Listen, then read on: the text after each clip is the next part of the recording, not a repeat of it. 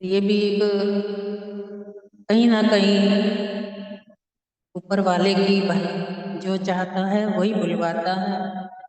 जिसके लिए जो जो शब्द आते हैं उन्हीं के लिए इस दासी को हुक्म मिलता है, तो इसमें भी उसी की कोई रजा है। अब बात चल रही थी कि विश्वास की। जब वो व्यक्ति विश्वास करने लगा अपने प्रभु के ऊपर, अरदास लगाई, तब उसका पालनहारा जो था उसने उसकी अरदास कबूल करी। वो भी तभी अरदास कबूल करता है जब मनुष्य चारों ओर से ध्यान हटा करके केवल एक में ही एकाग्र हो जाता है और उसी पे भरोसा करता है, वो तभी सुनता है। जब तक से इंसान इधर उधर भटक रहा होता है तब तक से वो भी कहता है कि जितना भटकना है भटक ले, जिन जिनका तेरे को भरोसा है ना अभी तो उनका भरोसे में ही जी ले। मैं भी देखता हूँ कि कोई कितना तेरा कर सकता है, लेकिन इंसान जो है इस बात को नहीं समझता। उदाहरण के तौर पे कि जब द्रौपदी की लज्जा जा रही थी उस वक्त क्या हुआ कि उसने श्री कृष्ण भगवान को बुलाने के बजाय पहले तो अपने जितने भी उसके 5 पांडव थे पतियों को बुलाया, लेकिन कोई भी उसकी मदद को नहीं आया। इतने इतने बड़े राजा महाराजाओं की सभा लगी हुई, किसी ने भी उसका साथ नहीं दिया। फिर उसने श्री कृष्ण भगवान को कभी किसी नाम से कभी किसी नाम से पुकारा, तब भी श्री कृष्ण भगवान प्रकट नहीं हुए। जब उसने भी चारों ओर से हिम्मत हार गई, देखा कि कोई भी मेरी मदद को नहीं आ रहा, तब जाकर के उसने अपने घट के अंदर झांका और घट के अंदर से उसको आवाज लगाई, क्या कह के कि हे मेरे घट घट वासी गोविंद प्यारे, मेरी लाज संभाल। तब जाके वो एकदम से प्रकट हो गया। यानी कि वो तो हमारे इतने नजदीक है कि हमारी आंख की पुतली से भी नजदीक है, लेकिन विश्वास के वजह से वो बहुत दूर हो जाता है। विश्वास जब तक नहीं आता तब तक वो दूर है, और जब विश्वास है तो वो हमारी आंख की पुतली से भी नजदीक है। इसी प्रकार से जब उस निहत्थे व्यक्ति को परमात्मा पे भरोसा हुआ तो परमात्मा ने उसको स्वस्थ भी किया और उसके जीवन निर्वाह का सारा इंतजाम भी किया। किसी ना किसी को भेजता रहा, किसी ना किसी रूप में वो खुद ही आकर के उसकी संभाल करता रहा। तो इसी प्रकार जैसे अगर हम जब तक विश्वास नहीं जमाते तब तक हमारा मनोबल गिरा होता है, जिस कारण हम दुनिया के दुखों में अंधेरों में भटक भटक कर अपना जीवन यूं ही व्यर्थ गवा देते हैं। एक बार एक गरीब जो था बहुत, उसको किसी साधु से भेंट हुई, तो उसने साधु से कहा कि आप परमात्मा के इतनी नजदीक हैं, आप इतनी भक्ति करते हैं, तो सुना है आपकी परमात्मा से बात होती है। तो साधु ने कहा हाँ होती है। तो कहते ठीक है, अगर आपकी परमात्मा से बात होती है तो मेरा भी एक संदेश परमात्मा तक पहुंचा दे। तो वो क्या है कि मैं बहुत ही गरीब हूं, मेरे पास खाने को भी नहीं है, ना जाने कब खाने को कभी एक रोटी मिल जाती है या कभी आधी मिल जाती है या कभी नहीं भी मिलती। इस कारण मैं कितने समय से भूखा रह रहा हूँ और इस प्रकार से मैं आखिर कब तक भूखा रहूंगा। परमात्मा को कहना मेरा ये संदेश कि जितनी रोटियां अगर मेरी किस्मत की हैं तो ऐसा कर कि तू एक ही बार में दे दे, कम से कम मैं अपनी भूख की तृष्णा को तो समाप्त कर लूं, कम से कम मैं तृप्त तो हो जाऊं। तो साधु ने कहा ठीक है। उस साधु ने उसकी जो अरदास परमात्मा के आगे लगा दी कि हे परमात्मा प्रभु, ये बेचारा तेरे पे इतना विश्वास करता है, भरोसा करता है, तो ये एक रोटी को भी तरस रहा है, न जाने कई दिनों से बेचारा भूखा है।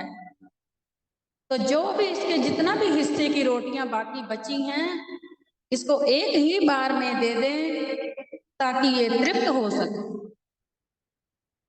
तो उसके पास जैसे ही उसकी अरदास कबूल हुई तो उसके पास एक साथ उसका जब खाता देखा गया परमात्मा ने, तो क्या कहा कि इसके तो खाते में केवल 15 रोटी बची है। तो उसने कहा चलो ठीक है, इसको 15 रोटी दे देते हैं। अब 15 रोटी जब उसको मिल गई, अब जब कहते हैं एक साथ एक इकट्ठा आ जाए खाने को तो इंसान कितना खा लेगा, 2 खा लेगा, 4 खा लेगा, ज्यादा ज्यादा 5 खा लेगा। उसने 5 रोटी भर पेट खाई जबकि बहुत दिनों से भूखा था। जब उसने 5 रोटी खा करके तृप्त हुआ, फिर उसके मन में आया कि बाकी की जो 10 रोटी बची हैं इसका क्या करूं। फिर उसने सोचा चलो ये शाम के वक्त खाने के काम आ जाएंगी।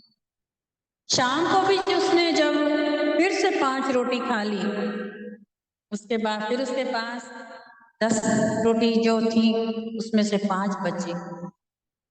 फिर उसने सोचा कि अब ये 5 रोटी जो बच गई हैं, अब इसको कहाँ संभालूं, ये तो बासी हो जाएंगी, किसी काम की नहीं रहेंगी।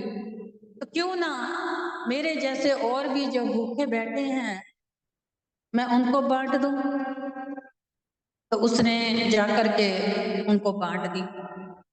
अब कहते हैं ना कि जो परमात्मा के नाम का कोई दान पुण्य करता है तो उसको वो दुगना और चौगना होकर के प्राप्त भी होता है।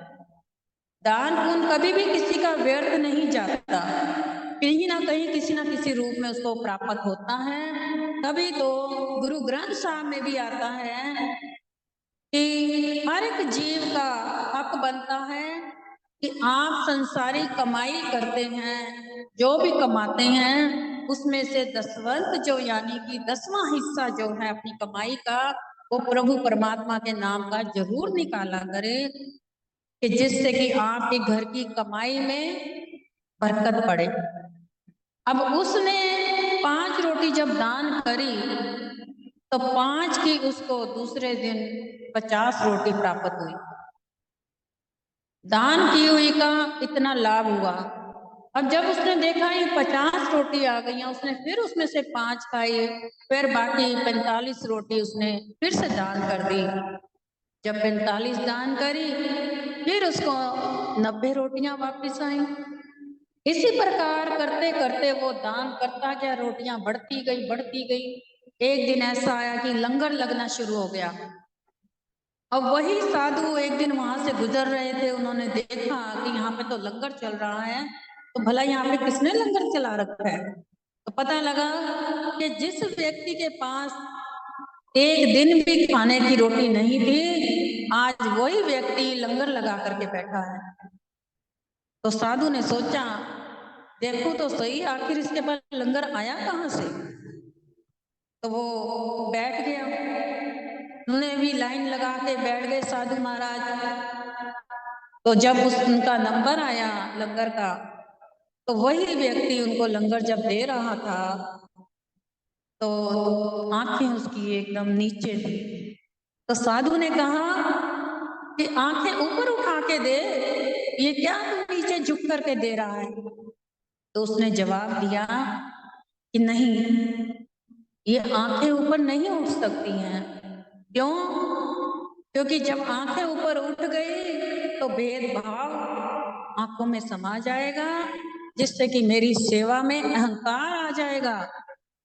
और ये जो सेवा मुझे परमात्मा ने दी है ना, ये मुझसे छीन जाएगी। आज इस सेवा की बदौलत ही मेरा जीवन का निर्वाह हो रहा है। और प्रभु परमात्मा के जीव जो हैं, कई मेरे जैसे भूखे थे, आज वो भी भर पेट खा रहे हैं।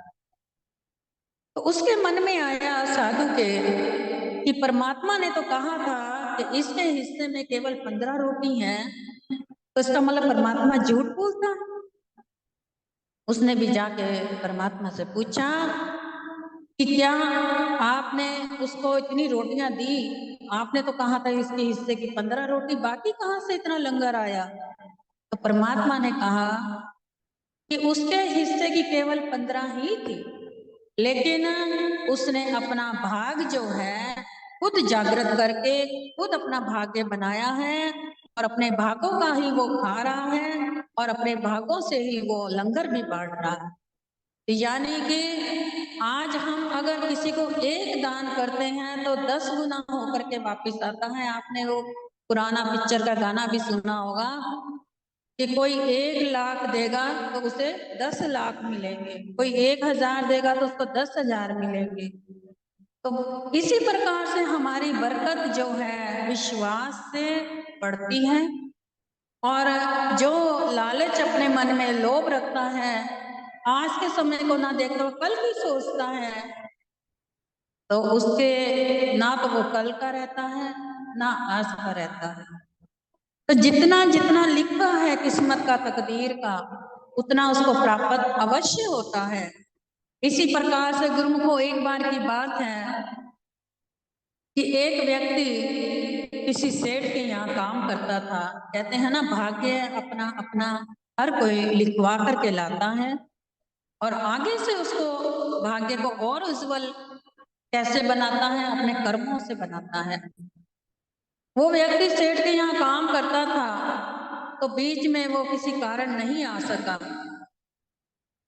जब वो नहीं आ सका सेठ की नौकरी पे, तो सेठ के मन में आया कि शायद इसकी तनख्वाह बहुत कम है, इसलिए नहीं आ रहा। चलो जब आएगा तो इसकी तनख्वाह बढ़ा देंगे। और जब वो आया तो सेठ ने उसकी तनख्वाह बढ़ा दी। जब उसकी तनख्वाह बढ़ाई तो वो व्यक्ति सेठ से कुछ नहीं बोला। सेठ हैरान कि मैंने तो इसकी तनख्वाह बढ़ा दी है, तब भी ये कुछ नहीं बोला। सेठ ने सोचा चलो इसको लगता है अहंकार आ गया इसके अंदर, कोई बात नहीं। अब इसने मेरी बढ़ाई हुई तनख्वाह की कोई कदर ही नहीं जानी है।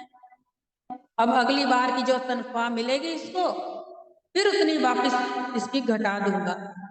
उसने क्या करा? उसने वापस उसकी तनख्वाह, अगले बार की महीने की तनख्वाह फिर से उतनी घटा दी।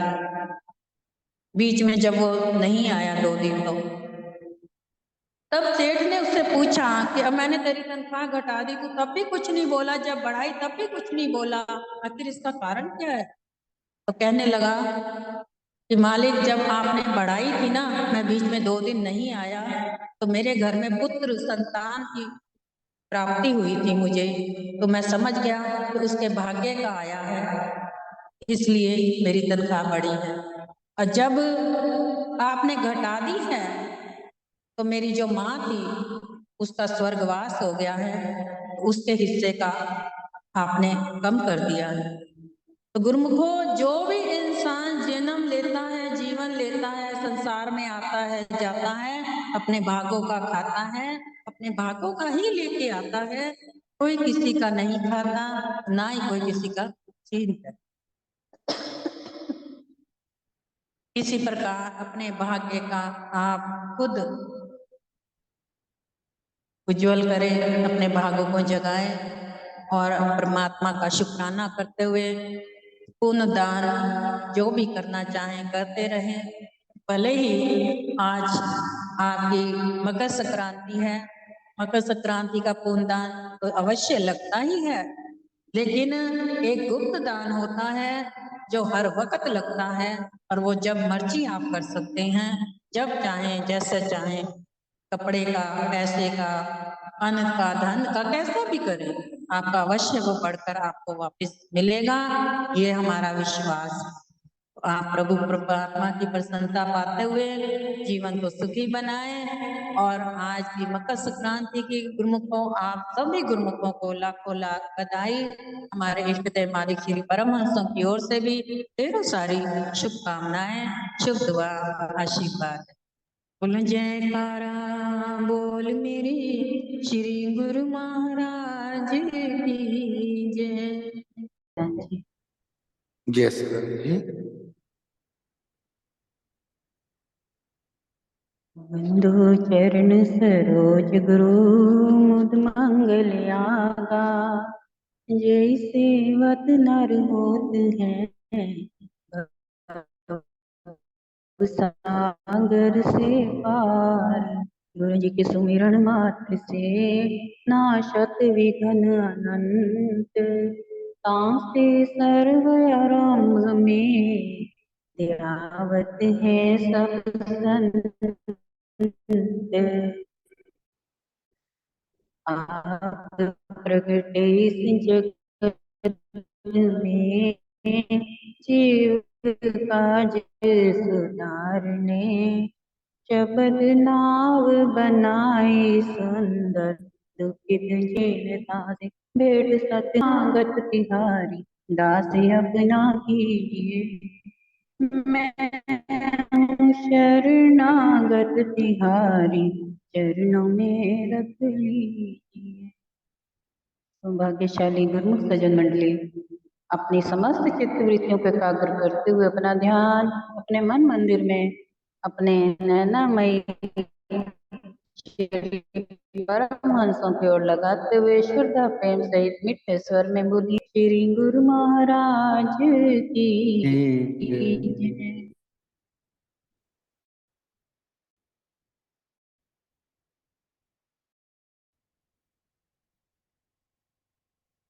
जे मंगना है रब कोलो मंगिए, रब ही पूरियां पावे। मंगले मंगले सच्चे साहिब तो, जेड़ा देंदे आ देर ना लाए। मंगले मंगले सच्चे साहिब तो, जेड़ा देंदे आ देर ना लावे। की मंगना न गैरा कोलो, जेड़ा देंदे आवे पछतावे।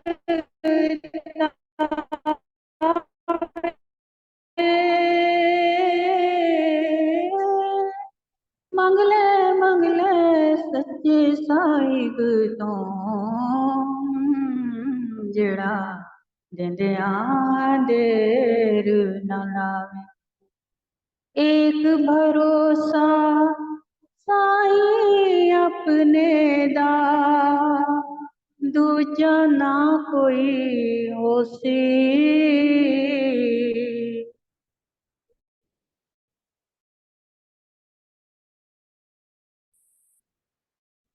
जिसदा पासनो थोड़ ना होसी, उसनो तोड़ ना होसी।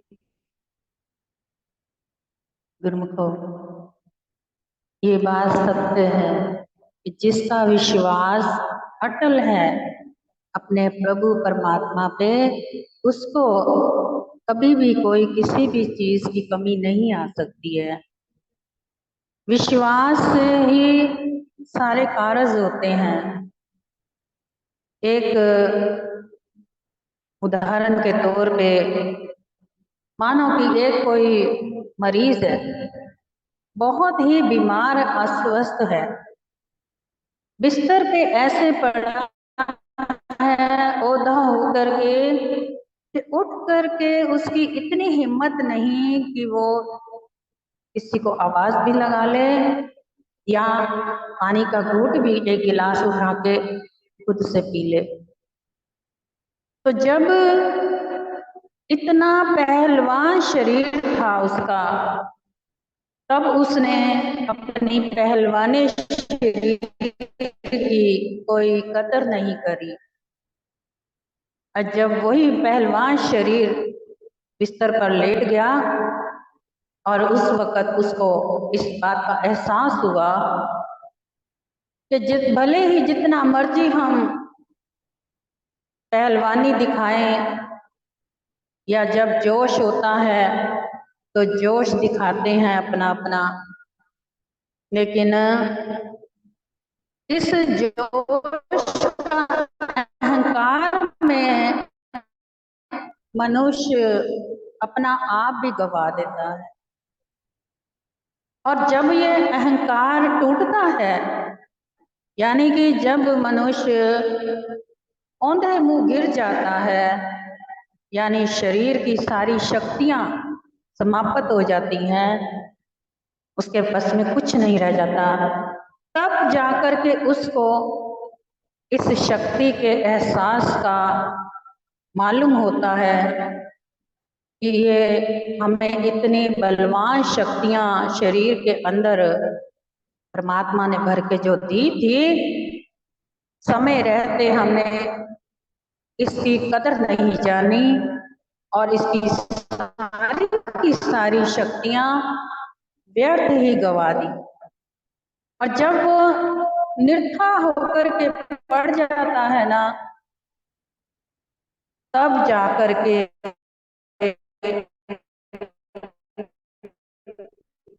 परमात्मा का विश्वास, इंसान के अंदर से आवाज भी नहीं निकल रही, अपना हाथ भी नहीं उठ रहा खारिज कर ले अपने शरीर पे या किसी को इशारा कर ले, इतनी भी ताकत नहीं। तब असहाय होकर के वो परमात्मा के आगे हाथ जोड़ करके विनती करता है कि हे प्रभु, अब तो मैं कुछ भी नहीं रहा।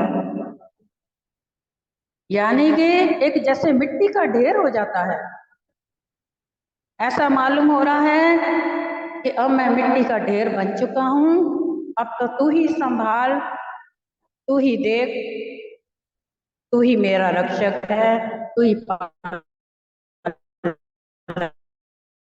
पालनहारा है, तू जो कर सो करता है ना।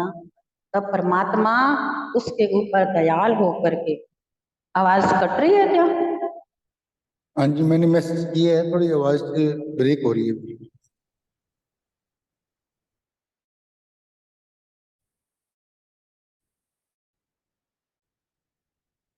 शायद नेटवर्क की कोई प्रॉब्लम है, शायद नेट की दिक्कत है।